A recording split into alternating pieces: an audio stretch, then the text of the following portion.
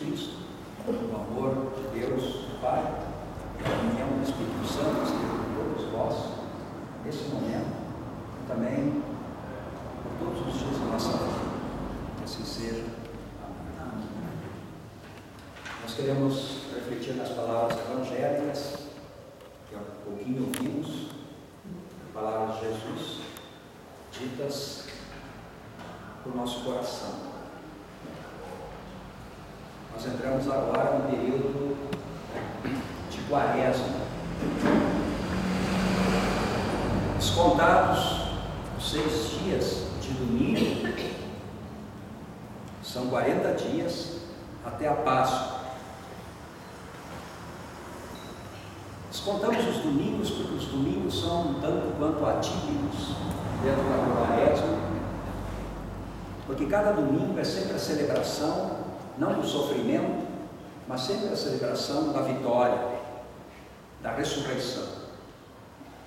A única diferença na liturgia nessa época é que no domingo nós não cantamos o Glória, e domingos, esses 6 domingos, nós não cantamos também o Aleluia. E fazemos isso segundo os antepassados, para que quando chegue a Páscoa, nós com toda alegria possamos irromper a nossa voz e cantar várias vezes Aleluia e dar glória a Deus por causa da felicidade que é a vitória de Jesus Cristo sobre a morte e a nossa vitória também e a nossa própria ressurreição assim garantida. Mas esse número 40, ele tem um certo significado simbólico na história bíblica. No Antigo Testamento, o número 40 aparece várias vezes. Nós lembramos muito bem que o povo de Israel andou durante 40 anos ao longo do deserto, para então finalmente entrar na terra prometida. E esse andar de 40 anos, na verdade, teve um sentido muito grande, um propósito muito grande.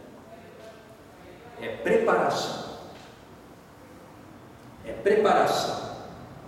É espera, mas não uma espera passiva, uma espera ativa. Uma espera que se transforma e que busca a mudança da preparação. Nós temos também o caso de Moisés, que ficou no Monte Sinai, esperando a revelação das tábuas da lei, e lá ele ficou 40 dias esperando. Ele ficou se preparando para esse momento sagrado, tão importante, de receber de Deus os estatutos maiores de Deus para com o seu povo, os 10 mandamentos. Nós temos esse número do 40 também, entre os reinados, o tempo de reinado de Saul, o primeiro rei de Israel, que durou 40 anos. Foi um reinado também em que o povo continuamente foi convocado a pensar e a retornar às coisas de Deus. Depois, o segundo rei, Davi, também teve um reinado de 40 anos. 40 anos de contínuo chamado a que o povo sempre de novo se preparasse para o encontro com Deus. E depois o reinado de Salomão também foi por 40 anos. E assim tem mais alguns exemplos. Os juízes, por exemplo, garantiram 40 anos de paz em Israel antes de Saul. Nós temos o caso também de Elias, que caminhou até o Monte Horebe durante 40 dias. E depois no Novo Testamento também nós temos, Jesus foi apresentado ao templo, já depois da circuncisão, ao 8º dia. Ele foi apresentado depois de 40 dias para a purificação no templo, quando ele foi recebido então por Simeão, que agradeceu a Deus por ter tido esse encontro com o Messias prometido. Depois que Jesus foi tentado no deserto, ele ficou 40 dias e 40 noites sem comer, ficou em jejum e em oração.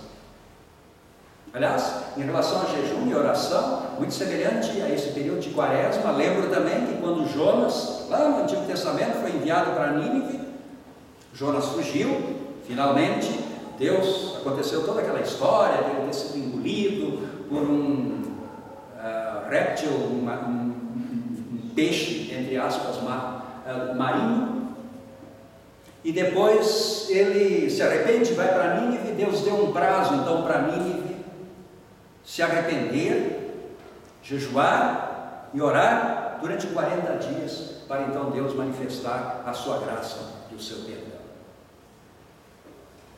E quando Jesus, ele morre, ele fica 40 horas morto até a ressurreição. E depois então que Jesus ressuscita, ele ainda fica com seus discípulos 40 dias, e então ele sobe aos céus. Então o número 40 dias. Por isso a igreja cristã, quando no passado, mais de 1000 anos atrás, constrói a liturgia da igreja, também valoriza esse período 40, que é sempre um período de preparo para o encontro com Deus. E esse é o grande objetivo da Quaresma: nós nos prepararmos e aguardarmos a vinda de nosso Senhor Jesus Cristo vivo, através da sua ressurreição que nós festejamos no dia da Páscoa. Preparar-se.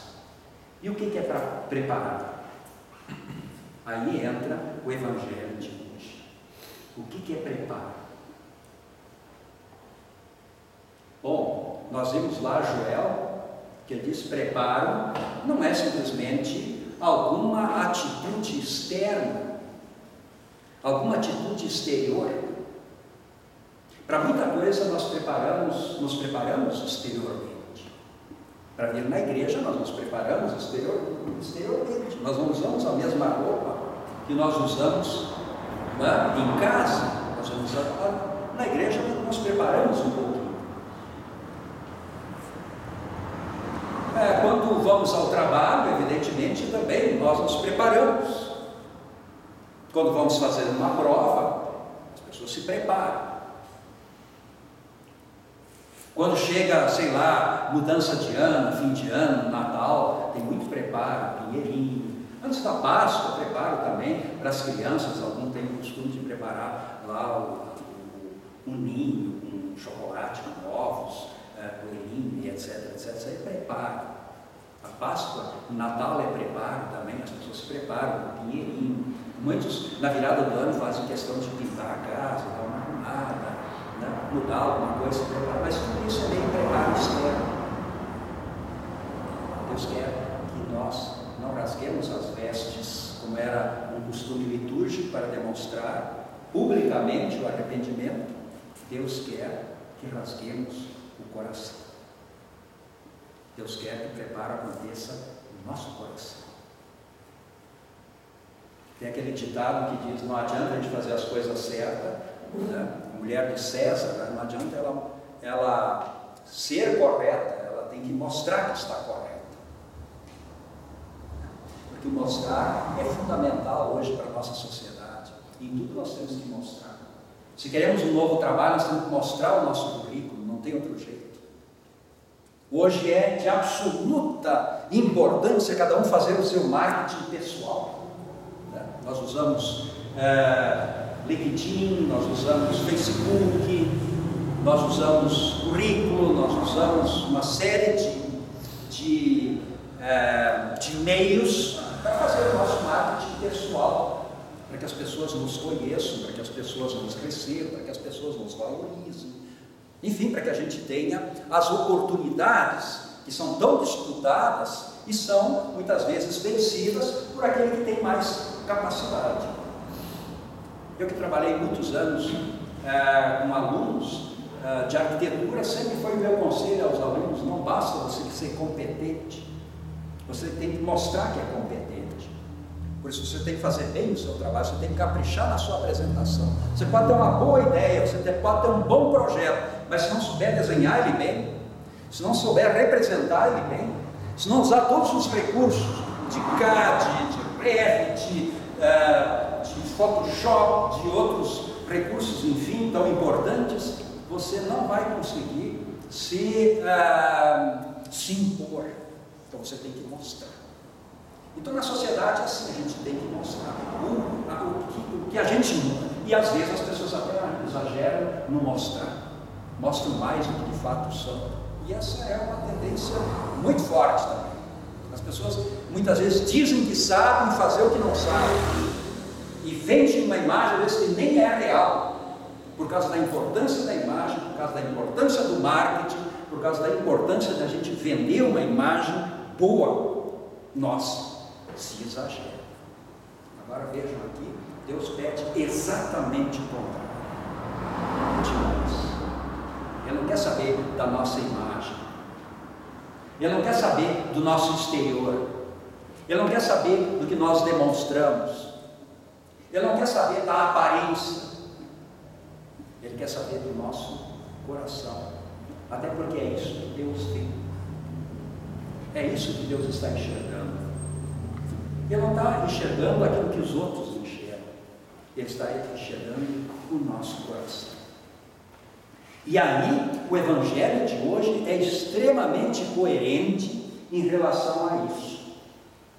Todos os textos bíblicos é que colocam exatamente essa questão fundamental, porque Deus quer de nós a sinceridade, quer do nosso coração a humildade, porque ser sincero diante de Deus não é mais nada do que nós reconhecermos nossa dependência, nós reconhecermos nossas fragilidades, nós reconhecermos nosso pecado, nós reconhecermos a importância que o perdão e a graça dele têm para a nossa vida.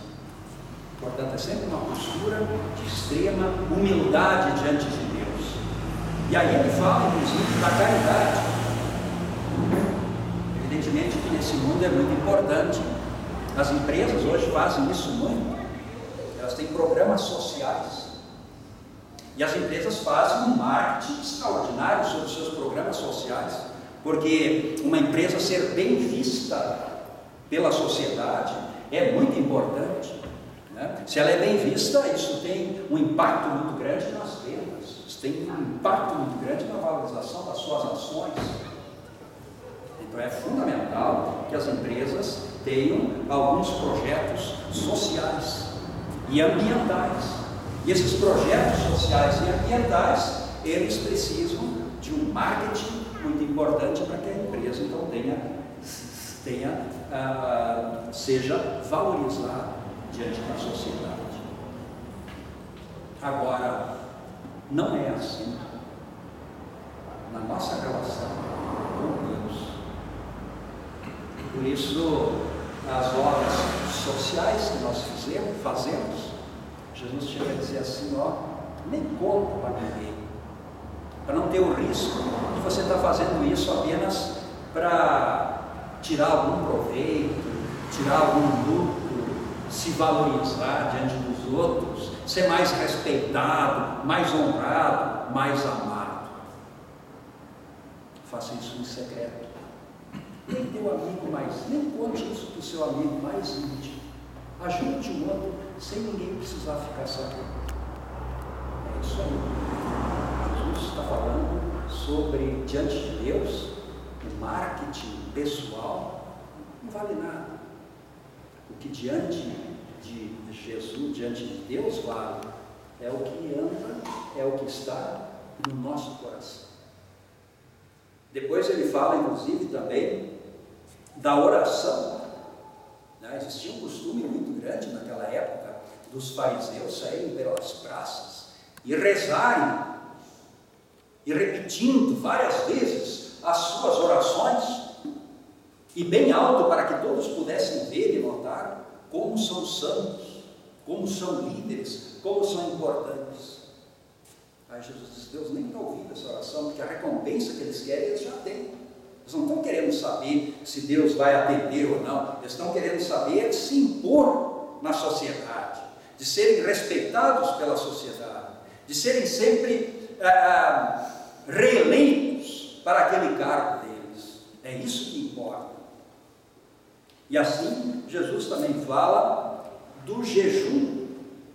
O jejum, hoje caiu muito em desuso o jejum.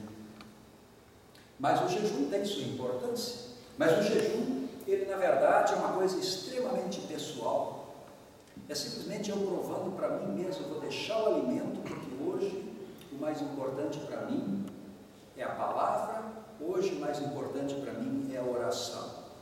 Então eu vou abrir mão de... E aí a igreja inventou essa coisa de, nessa época de quaresma, até algumas orientações que entraram aí, não se come carne de porco, não se faz sexo, né? essas coisas externas, né? Isso foi colocado pela igreja. Isso não tem muita importância, porque aí de novo a gente está fazendo por uma regra, de novo a gente está tomando algumas decisões por causa de alguma lei, porque a igreja colocou, porque a igreja impôs. E aí as pessoas não respeitam, e aí sente a consciência pesada, e tudo vira em infelicidade, em vez de libertação, felicidade e paz, que é o objetivo de Deus na nossa vida. Portanto, as coisas que renunciamos nessa época, né? Aqui no caso falando da alimentação através do jejum, né? O jejum verdadeiro não é aquele, né, em que a gente para de comer alguma coisa. O jejum verdadeiro é aquele da dedicação a Deus, ou de fazer aquilo que Jesus pede quando ele termina, onde nós terminamos o Evangelho, juntar tesouro no céu. O que é juntar tesouro no céu? Juntar tesouro no céu é justamente isso, viver a nossa vida para Deus. E viver a nossa vida para Deus não é apenas orar, vir para a igreja. Orar, viver uma vida para Deus, é nos preocupar com os mínimos detalhes da nossa vida, que precisam ser construtivos, precisam vir no sentido de beneficiar as outras pessoas, de beneficiar o nosso próximo. Nós achamos normalmente que pecados são algumas coisas erradas que nós fazemos, não é? E aí a gente lá cita uma meia luz. Não, o pecado é um potencial destrutivo que nós temos dentro de nós. Quem esteja de pé, veja que não caia. Pecado está presente na nossa natureza. E fazer o bem, na verdade, é valorizar as coisas de Deus nos mínimos detalhes. É procurar ser construtivo em relação a questões da natureza, questões ambientais, questões de relacionamento, enfim, uma série de coisas com as quais nós precisamos nos preocupar e ver que as nossas falhas e a nossa destruição, ela está, digamos, no rastro, por exemplo, de destruição que muitas vezes nós deixamos em relação à natureza, do jeito que a gente se utiliza da energia.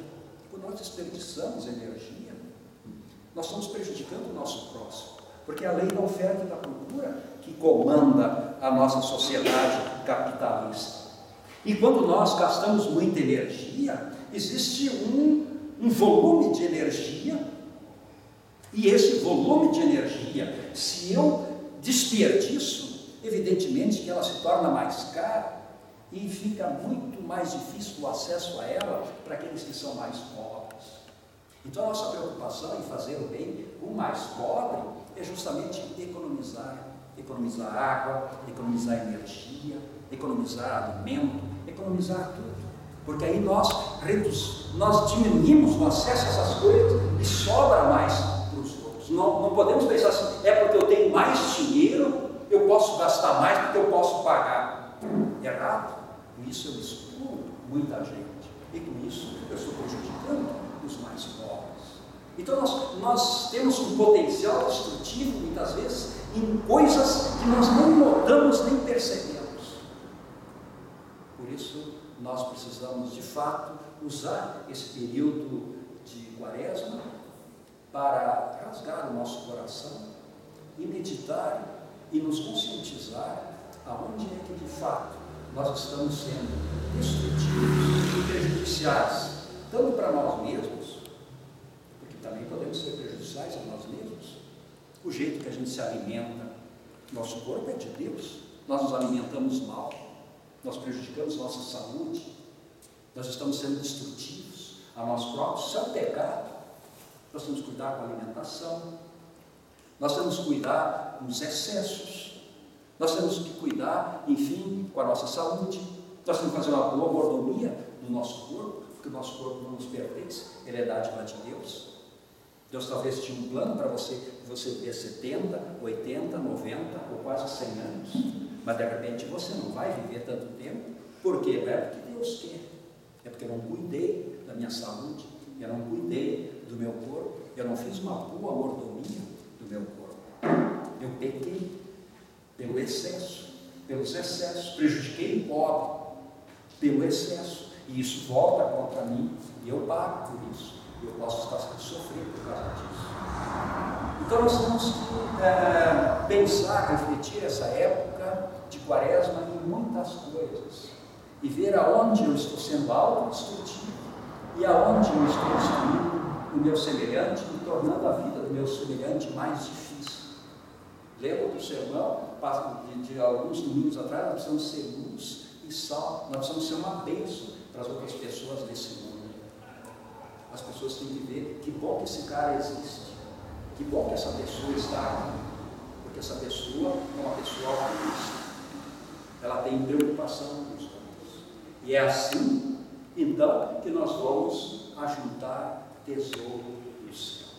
Então, nossa vida não é só ganhar dinheiro, a nossa vida não é só o trabalho, é ganhar dinheiro e é trabalho, mas não é só isso.